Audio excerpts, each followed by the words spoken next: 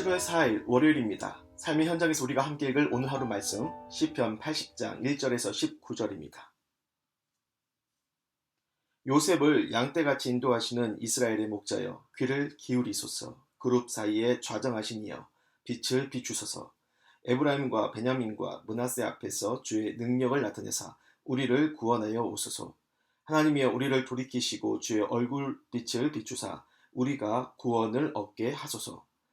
만군의 하나님 여호와여 주의 백성의 기도에 대하여 어느 때까지 노하시리이까. 주께서 그들에게 눈물의 양식을 먹이시며 많은 눈물을 마시게 하셨나이다. 우리를 우리 이웃에게 다툼거리가 되게 하시니 우리 원수들이 서로 비웃나이다. 만군의 하나님이여 우리를 회복하여 주시고 주의 얼굴의 광채를 비추사 우리가 구원을 얻게 하소서. 주께서 한 포도나무를 애굽에서 가져다가 민족들을 쫓아내시고 그것을 심으셨나이다. 주께서 그 앞서 가꾸셨으므로 그 뿌리가 깊이 박혀서 땅에 가득하며 그 그늘이 산들을 가리고 그 가지는 하나님의 백향목 같으며 그 가지가 바닥까지 뻗고 넝쿨이 강까지 미쳤거늘. 주께서 어찌하여 그 담을 허시사 길을 지나가는 모든 이들이 그것을 따게 하셨나이까. 숲속의 멧돼지들이 상해하며 들짐승들이 먹나이다. 만군의 하나님이여 구하옵나니 돌아오소서. 하늘에서 굽어보시고 이 포도나무를 돌보소서. 주의 오른손으로 심으신 줄기요 주를 위하여 힘있게 하신 가지니이다. 그것이 불타고 배임을 당하며 주의 면책으로 말미암아 멸망하오니 주의 오른쪽에 있는 자 곧 주를 위하여 힘있게 하신 인자에게 주의 손을 얹으소서. 그리하시면 우리가 주에게서 물러가지 아니하오리니 우리를 소생하게 하소서. 우리가 주의 이름을 부르리이다. 만군의 하나님 여호와여 우리를 돌이켜 주시고 주의 얼굴의 광채를 우리에게 비추소서. 우리가 구원을 얻으리이다. 아멘. 시편 89째 시간입니다. 얼굴 좀 보여주세요. 이 제목을 가지고 말씀 전하겠습니다. 본편에서 제일 주목해야 할 단어가 뭐냐면 주의 얼굴입니다. 첫 절인 1절 그룹 사이에 좌정하신 이여 빛을 비추소서. 도대체 어떠한 빛을 비춰달라고 하는 얘기일까요? 맨 끝절인 19절을 보세요. 주의 얼굴의 광채를 우리에게 비추소서. 그래요. 이 빛은 주의 얼굴의 빛입니다. 첫 절과 끝절의 표현이 같다는 건요. 주의 얼굴을 강조하는 수미상관식 표현인 거죠.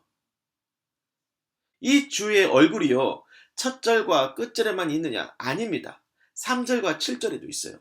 3절 주의 얼굴빛을 비추사. 7절 주의 얼굴의 광채를 비추사. 즉 지금 시인은요. 하나님의 얼굴을 보고 싶은 생각으로 온통 가득 차서 이 시를 쓰고 있는 겁니다.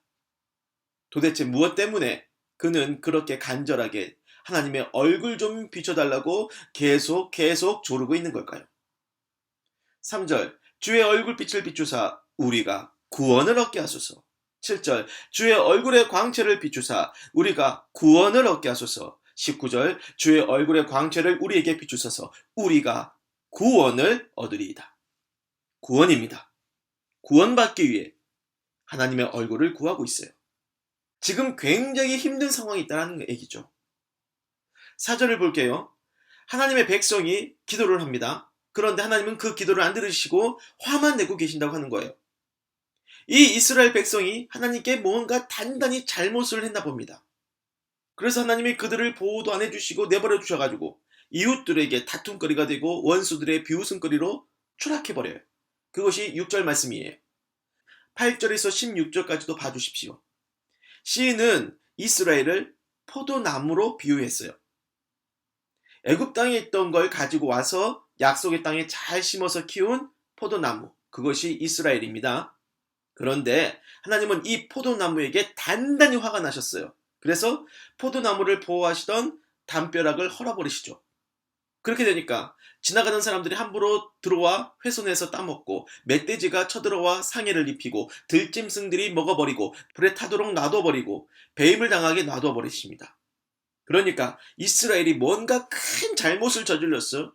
하나님이 화가 나시고 그래서 보호막을 걷어버리시니까 지금 죽을 고생을 하고 있다는 거죠. 쉽게 풀어서 말씀을 드리자면 이런 겁니다. 자식이 아버지한테 잘못한 게 있습니다. 그냥 조금 실수한 정도가 아니라 굉장히 큰 잘못을 저질렀어요. 그러면 아버지가 화가 머리 끝까지 나겠죠? 그래서 네 얼굴 꼴도 보기 싫다. 더 이상 내 얼굴 볼 생각하지 마라 하면서 집에서 내쫓아 버립니다. 집에서 쫓겨난 자식은 결국 아버지의 보호와 돌봄을 받지 못하고 죽을 고생을 하면서 자신의 잘못을 뉘우치는 거죠.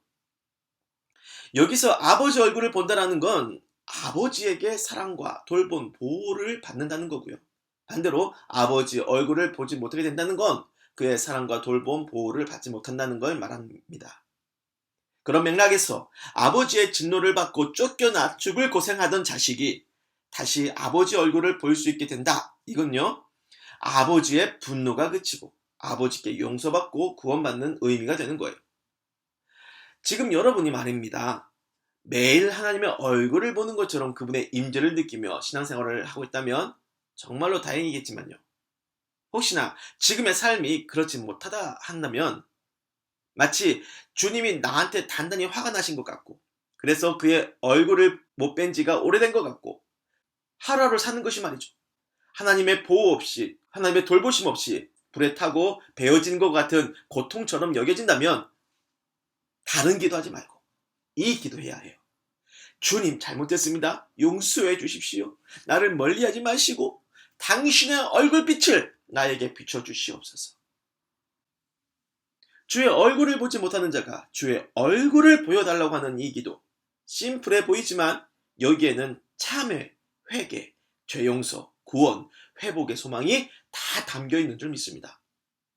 아버지에게 내쳐져서 아버지 얼굴을 보지 못하면 자식은 죽게 되겠지만, 그 자식에게 분노를 멈추시고 다시 아버지 당신의 얼굴을 보여주시면 거기에는 아버지께 돌아가는 자식의 참회, 회개가 있는 것이고, 자식을 향한 아버지의 죄용서와 회복이 있고, 자식을 살리는 구원의 그 모든 것을 다 담아놓은 거 아니겠습니까?